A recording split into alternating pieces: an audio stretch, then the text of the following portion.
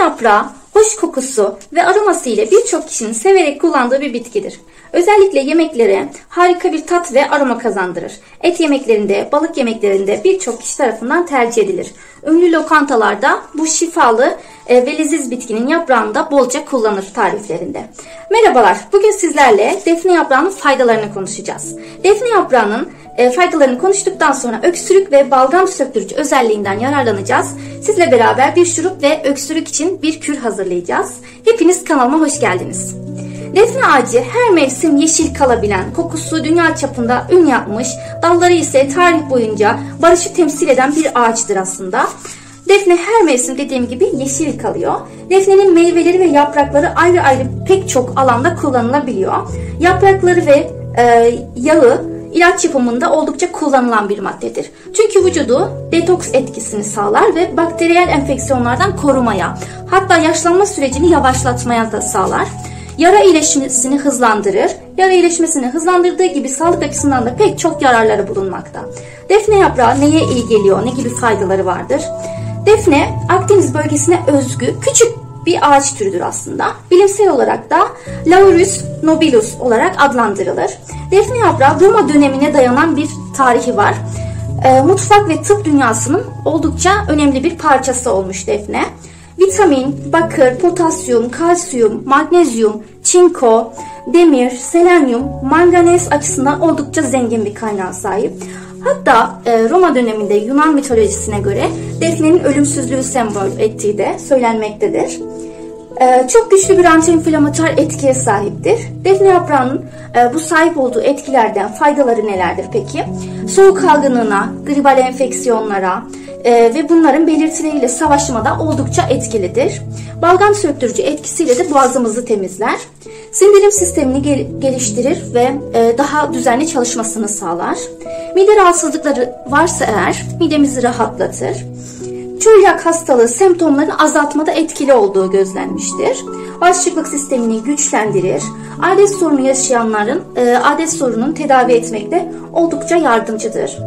Kaliteli bir uyku uyumanızı sağlar. Vücuttaki iltihabı azaltır. Kötü kolesterol dediğimiz LDL'nin düşmesini sağlar. Aynı zamanda kan şekeri seviyelerini de oldukça düzenler. Sakinleşmeye ve rahatlatmaya da yardımcıdır insanı.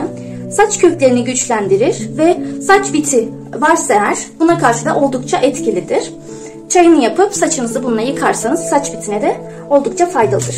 Biz bugün peki hangi faydasından bahsedeceğiz size? Biz bugün size soğuk algınlığına bağlı öksürük ve balgam şikayetlerini sizi rahatlatacak defne yaprağı kürü hazırlayacağız sizle beraber. Öncelikle defne yaprağı kürümüzü, çayımızı hazırlayalım. Daha sonra size bununla ilgili balgam söktürücü bir şurup hazırlayacağız. Ve bu iki tarifi beraber kullanmanızı isteyeceğim sizden. Yapraklarımı şimdi kenarıya alayım. Öncelikle bir çay potu ya da herhangi bir cezvede kullanabilirsiniz. Bunun içerisine yaklaşık 3 adet defne yaprağı koyacağım. Tazelerinden ekliyorum. Eğer bulamazsanız kurularını da kullanabilirsiniz. 3 adet defne yaprağını kopartıp içerisine bu şekilde atıyoruz. Kırmanıza gerek bile yok. 3 adetini koyduktan sonra kaç kişilik yapacaksanız bunu arttırabilirsiniz. Biz bir kişilik hazırladığımız için 1 su bardağı da içerisine kaynamış su ekliyorum. Kaynamış suyu ekledikten sonra kapağını kapatıyoruz. Bu şekilde kapattığımız çayımız yaklaşık 4 dakika kadar demlemeye bırakıyoruz.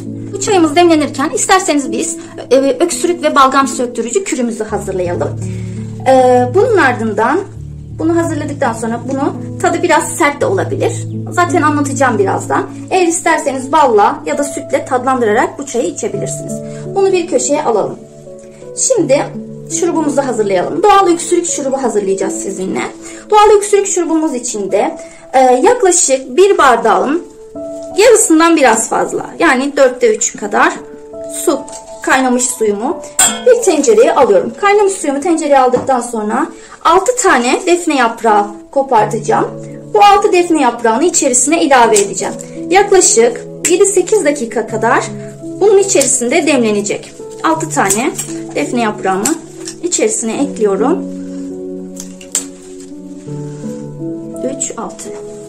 6 tane defne yaprağımı içerisine ekledim. Güzelce ıslatayım. Daha sonra kapağını kapatıp bunu da demlemeye bırakıyoruz. Yaklaşık 7-8 dakika kadar bu şekilde demlenecek. Demlendikten sonra defne yaprağımızın içerisinden çıkartacağız. Bu da bir köşede demlensin. Bu hazırladıklarımız öksürüğe, balgama söktürmeye yardımcı olacak. Boğaz iltihaplanmalarına, öksürüğün önüne geçecek. Bol bol defne yaprağı tüketebilirsiniz. Defne yaprağı bileşeni dolayısıyla boğazımızdaki tıkanıklığı açacak ve bakterilerle savaşmaya yardımcı olacak. Peki öksürük neden dolayı olur? Bunun hakkında fikri olan var mı? Öksürüğün pek çok nedeni olabilir. Nezle olabilir, grip olabilir, faranjit olabilir, astım olabilir, geniz akıntısı olabilir, reflü olabilir, kalp yetmezliği, tüberküloz gibi hastalıklar olabilir.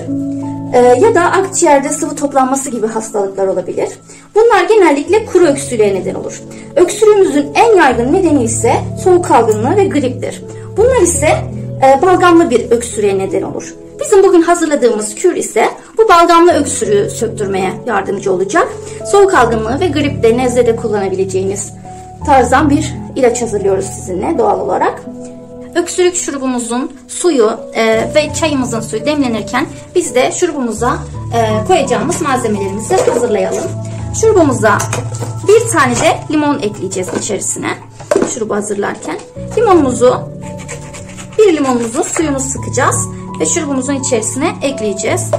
Bu defne yaprağından oluşturduğumuz kürümüz soğuk algınlığına, gribal enfeksiyonların neden olduğu öksürüğe ve balgama çok iyi gelecek doğal bir tarif oldu. Bir tane limonumuzu sıktıktan sonra şurubumuzun içerisine ekleyeceğim.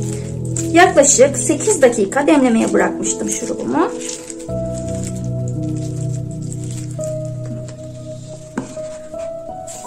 Limon ve 4 yemek kaşığı bal da kullanacağız bu tarifte. Bu arada çayımızın 4 dakikası doldu. 4 dakika dolduktan sonra renginde çok bir değişme olmuyor. Ancak aroması ve kokusu şu an buram buram geliyor zaten. Size de gelecek. Daha sonra bunu içerisindeki defne yapraklarını süzüp bir bardağa alıyoruz. Zaten yaklaşık bir bardak çıkacak. Bunu her seferinde taze bir şekilde demleyip hazırlayacaksınız. Günde 2 defa tok karna bu çayımızı içeceğiz. Şimdi şurubumuzu hazırlamaya devam edelim. Çayımız kenarda dursun. Şurubumuz için hazırladığımız suyumuzu 8 dakika demlendirdiğimiz şurubumuzun suyu hazır. İçerisindeki defne yapraklarımızı süzüyoruz, çıkartıyoruz. Çıkarttıktan sonra içerisine yaklaşık burada yaklaşık olarak benim 4 yemek kaşığı yani çorba kaşığı içerisinde balım var. Eğer isterseniz balınız yoksa ya da bal kullanmak istemiyorsanız, alerjiniz varsa bala, esmer şeker de kullanabilirsiniz. Yine yaklaşık 4 yemek kaşığı esmer şeker kullanabilirsiniz. İçerisine balımı döküyorum. Hem bu bal daha kolay yemenizi sağlayacak şurubumuzu. Balı içerisine döktükten sonra erimesini sağlayacağız. Daha sonra da sıktığımız limonumuzu içerisine ekleyeceğiz. Bal aynı zamanda bu şurubumuza bir kıvam da verecek. Eğer isterseniz bunu dediğim gibi esmer şekerle de yapabilirsiniz. Bu şekilde kıvam almaya başlayacak zaten. Güzelce eridikten sonra limonumuzu da koyacağız. Daha sonra bunu bir kavanoza koyup buzdolabında saklayacaksınız. Balımızı güzelce erittik. Limonumuzu da ekliyoruz içerisine. Limon suyumuzu. Tabii ki eczanelerden aldığımız şuruplar kadar kıvamlı olmuyor arkadaşlar. Şekerle belki biraz daha kıvamlı olabilir ama ben bal kullanmayı tercih ettim.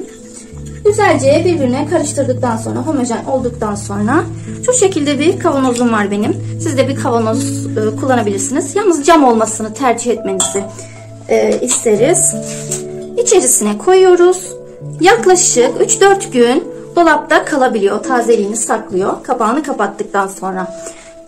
Şimdi ne yapıyoruz? Kürlerimiz hazır. Yapmamız gereken artık her gün bu çayımızdan günde 2 defa içeceğiz. Yemeklerden sonra bu şurubumuzdan ise günde 3 defa yine yemeklerden sonra 1 yemek kaşığı şeklinde içeceğiz. Allah'ın izniyle soğuk algınlığı ve balgama şifa olacaktır. her seferinde taze bir şekilde hazırlıyoruz. Ancak şurubumuzu yaklaşık 3-4 gün dolapta saklayabilirsiniz. Günde 3 defa birer çorba kaşığı içebilirsiniz. Yapılan araştırmalarda defne yaprağının herhangi bir yan etkisi bulunmamış. Ancak yine de fazla tüketilen defne yaprağı mide problemlerine yol açtığı da gözlemlenmiş. Onun için her şeyin fazlası zarar diyoruz arkadaşlar. Verdiğimiz ölçülere dikkat ederek kullanabilirsiniz. Özellikle hamileler ve hamile kalmaya çalışan kişiler lütfen defne yaprağı kullanmasınlar. Defne yaprağı çayı gebelik ve emzirme döneminde asla kullanılmamalıdır çünkü.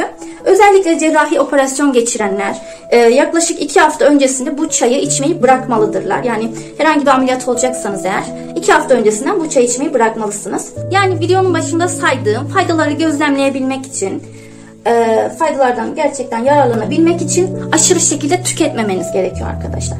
Benim anlatacaklarım bu kadar. Güncel videolarımızdan haberdar olmak için kanalımıza abone olmayı, bildirim zilini açmayı unutmayın arkadaşlar. Hepinize sağlıklı, mutlu, huzurlu günler dilerim.